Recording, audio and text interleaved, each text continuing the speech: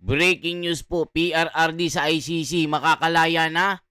Nako po mga kababayan, magandang balita ito. Senator Marcoleta at Japanese activist Fujiki nagkita sa Japan.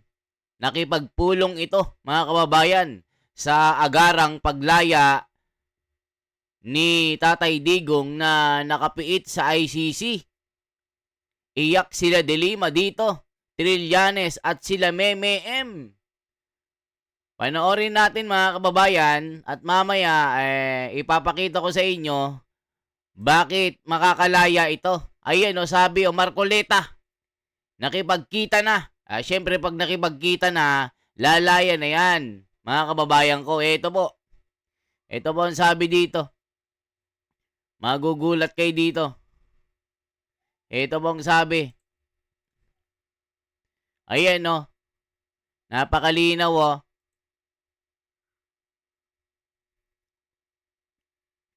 Kita nyo po o. Anong sabi ng mga komento? Tuwan-tuwa yung mga kababayan natin. Siyempre, paglalaya si Tatay Digong, magandang balita ito. O, ito. Senator Marcoleta at Japanese activist Fujiki nagpulong sa Japan. Basahin natin. Nagpulong sa Japan si Senador Rodante Marcoleta at Japanese human rights activist na si Shunichi Fujiki. Kaugnayan ng patuloy na usapin sa kaso sa International Criminal Court laban kay dating Pangulong Rodrigo Roa Duterte. Ayon sa ulat, ang naturang pagpupulong ay naorganisa ng Republic Defenders for Peace and Unity. Tinalakay sa kanilang pag-uusap ang papel ng Filipino community sa Japan. Gayon din ang posible na may paliwanag ang issue sa mas malawak na audience sa loob ng Japanese political sphere. Isinaalang-alang din ang pag-imbita kay Marcoleta upang magsalita sa harap ng mga miyembro ng Japanese Parliament bilang bahagi ng pagpapalawak ng diskusyon tungkol sa ICC case ng dating Pangulo. Makikita sa mga larawang inilabas ang kanilang pagpupulong kasama ang ilang individual. Gayon din ang pagpapahayag ng suporta kay FPRRD mula sa ilang grupo sa Japan. Dumating ang naturang hakbang sa gitna ng patuloy na interes ng ilang international groups sa issue ng ICC case si dating Pangulong Duterte na patuloy na tinatalakay hindi lamang sa Pilipinas kundi maging sa ibang bansa. Grabe mga kababayan ko. Yan po yung mga nakalahad po sa pagkikita ni Senador Marcoleta at Japanese activist Fujiki Shinichi ng Japan. Magandang balita ito mga kababayan. Magandang development ito. Dahil hindi lamang sa Pilipinas pinag-uusapan ang kaso ni Tatay Digong. Maski yung mga malalapit na naging best friend ni Tatay Digong na mga bansa na talagang kaibigan ni PRRD, talagang gusto nilang makalaya ito dahil sa kanyang magandang performance na talagang ang Pilipinas noon ay mala Japan. Walang korupsyon. Tahimik din ng paligid. Walang mga nagpupulburon. Di gaya ngayon mga kababayan. Kaliwat kanan ang mga nangyayari na nagpupulburon. May mga crime silang nangyayari. Nagkukumit sila ng mga kasalanan. Gaya na lang kahapon o nung ikalang araw. 2 pamilya nagpang-abot. Isang pamilya, yung isang tatay tapos 4 o 3 anak napahamak na tegi dahil isang pamilya nakipag-away sa kapitbahay. Anong pinagawa yan? Droga! Ayan mga kababayan ko. So panoorin natin yung video para makita nyo. May video dito na pinag-uusapan po ang ICC. Ito po. Malutikiya mga kababayan. May pasabog. Naku po, talagang PRRD. Baka lalaya na talaga ito. Ito pong balita mga kababayan. Yung ginagawa ni Senator Marcos, sa tingin ko tinatama niya ang pagkakamali Pero sa tingin ko, mas maigi ang pagtatama kung maibalik dito si President Duterte. Yun ang mahalaga. Kahit na anong demolition ang gawin ng kapatid niya kay Vice Presidente, ang mahalaga sa kultura ng Pilipino ang pamilya eh. So, yung mga nangyari, talagang i-blame ng tao kay Mr. Marcos.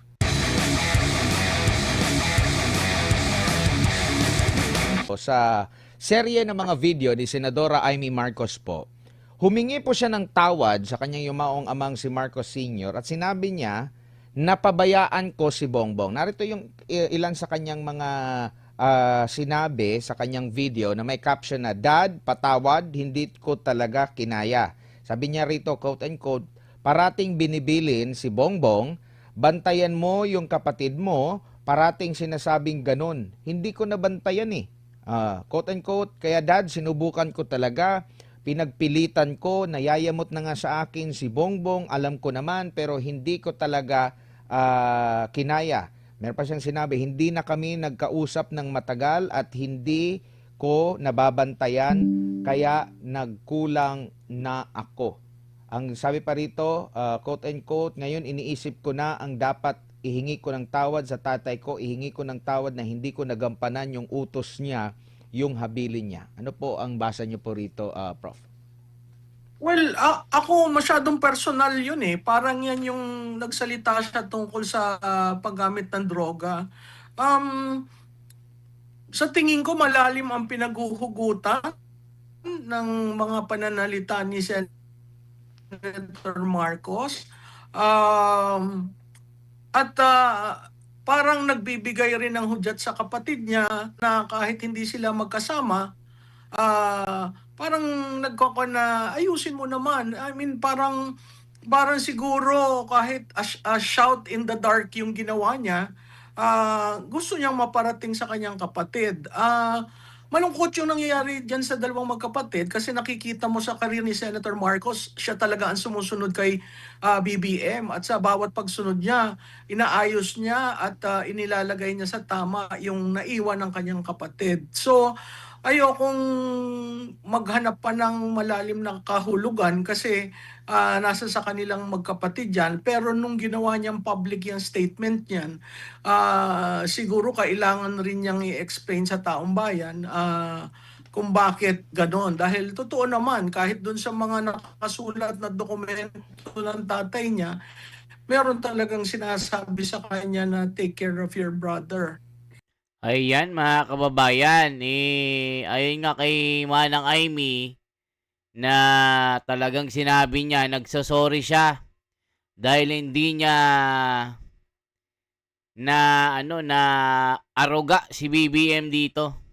Hindi niya natignan, kulang sa aruga kaya nagkaganyan na pariwara. Si Amy balimbing din niya, nag-aantay lang niya ng tamang panahon na atake rin yan, sabi ng mga tangalista.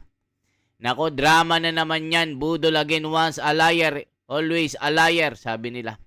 Ibalik si FPRRD. Very well said, sana nga makauwi na. Salamat Marcoleta, isa kang tunay na bayani. Iba talaga ang pagmamahalan ng magkapatid na Duterte. Ay nako, walang utang na loob ang pamilyang Marcos. Nako po. Isabay nang ibalik ang mga maleta na diniliver sa Paoway, Ilocos Norte, sabi ni Emerita Lopez. Yes po, tama ka po. Kulang talaga sa aruga, sabi mga kababayan. Sabi ni Augusto Asparo, mahirap nang magpatawad ng mga taong bayan sa ginawa ng BBM na yan. Ginawang lalim ng sugat ang ginawa ni BBM at pati ang mga magkapatid na Amy at BBM ay nawindang dahil sa buwisit na politika.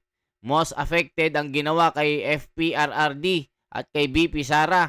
Siguro ang pinakamagandang gawin ni BBM ay mag-resign at hayaan na si BP Sara na umupo bilang maging Pangulo. Nako po mga kababayan ko.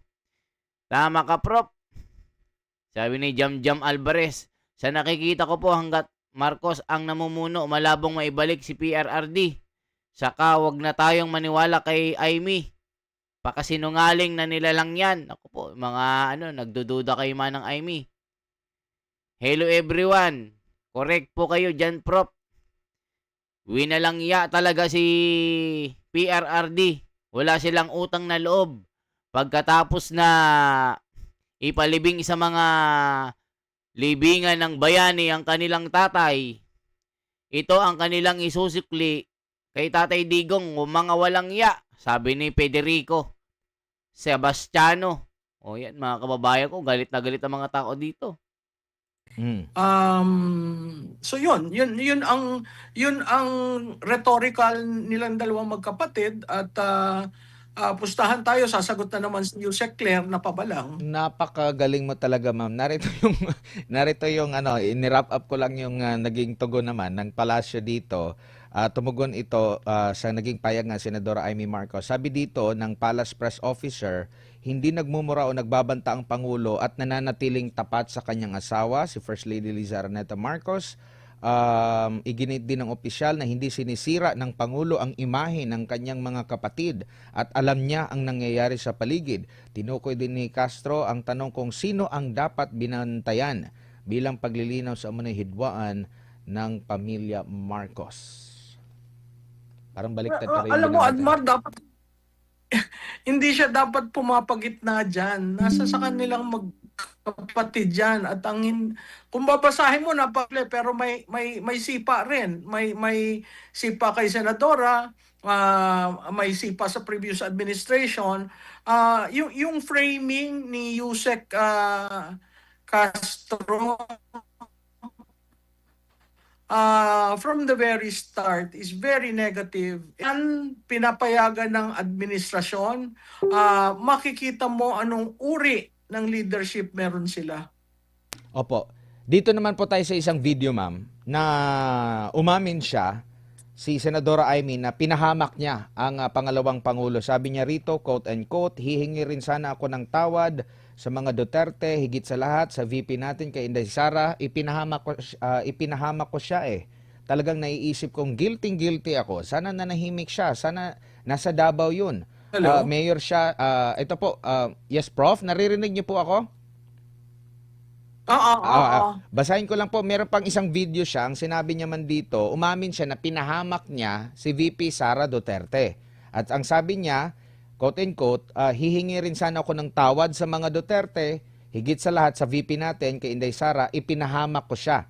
Talagang naiisip ko, guilty ako, sana nanahimik siya, nasa Davao yun, mayor siya, walang kalaban-laban, walang hassle, walang gulo, si Tatay Digong andito sana sa piling natin. Ang dami kong pagsisisi. Ano po masasabi niya rito? Well, ang tangi ko lamang masasabi, yan ang legacy ni Marcos. Yung ginagawa ni Senator Marcos, sa tingin ko tinatama niya ang pagkakamali.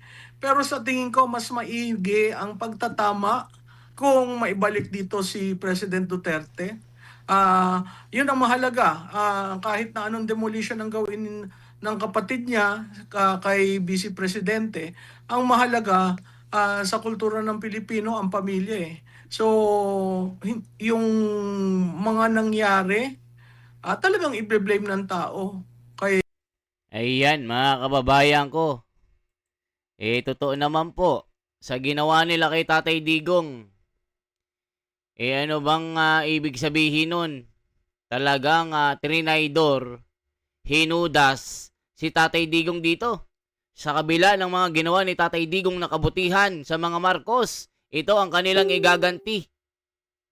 Kahit sabihin natin si Tatay Digong ay nagbitiw ng mga masasamang salita, ay hindi dapat ganito ang ginawa ng pamilya Marcos sa mga Duterte. Gaya ngayon, mga kababayan, wala silang ginawa kundi ipa-impeach, ipatrabaho si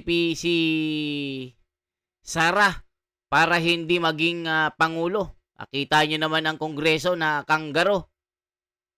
Ito ang nagiging aso ng mga kalaban para eradicate ang mga Duterte sa politika. Pero mga kababayan, ang matinding kalaban ng mga Marcos ay ang taong bayan dahil ang mga Duterte ay solid ang suporta. Napakarami, 99% na mga Pilipino, halos 95 million na mga Pilipino ang sumasang-ayon na ang mga Duterte ay naglilingkod sa bayan. Samantalang 5% lang ang naniniwala sa mga loyalista lang na tanga-tanga ang gumagawa ng mga sila lang talaga naniniwala sa ginagawa ng mga traidor sa bayan. Ayan, ginawa nila kay PRRD, mga traidor sila. Kaya buti na lang nandyan si Marcoleta. Ayan kita nyo Buti na lang si Marcoleta nandyan. Nakipagkita kay Fujiki Shinichi. Ayan Senator Marcoleta at Japanese activist Fujiki nagpulong sa Japan. Anong ibig sabihin nito? Makakalaya na ito. Kung ganon, mga kababayan, sana pakinggan ng buong mundo si Marcoleta magsasalita sa parliament na gobyerno ng Japan para hindi lamang sa Pilipinas pag-usapan ang ICC maski international discussion mga. 'Di ba mga kababayan ko? Pakinggan tayo ng international forum na ang gumagawa lang naman para makulong si Tatay Digong, sila Trillanes na walang alam, sila De Lima na Sabak Queen. Mga kababayan. So anong masasabi nyo dito? For transparency, for a better democracy. Ito po si The Wonders Philippines. Mabuhay po mga kababayan. Isang like naman dyan at isang subscribe at ishare nyo ang bidyong ito. Mabuhay po. Maligayang bakasyon po sa inyong lahat. Malapit ng Mag-Lunes. Back to normal ng buhay natin. Yung bagyo, kagagaling ko lang doon, napakalamig. Nung araw na nagpunta po ako, maraming tao, pero ngayon parang wala. Konti lang. Parang apektado talaga ng krisis. Napakamahal na ng krudo. Umaabot na po ng, sabi nila, 170 this week ang diesel. Nung nagpunta po ako, 135 po mga kababayan ang diesel.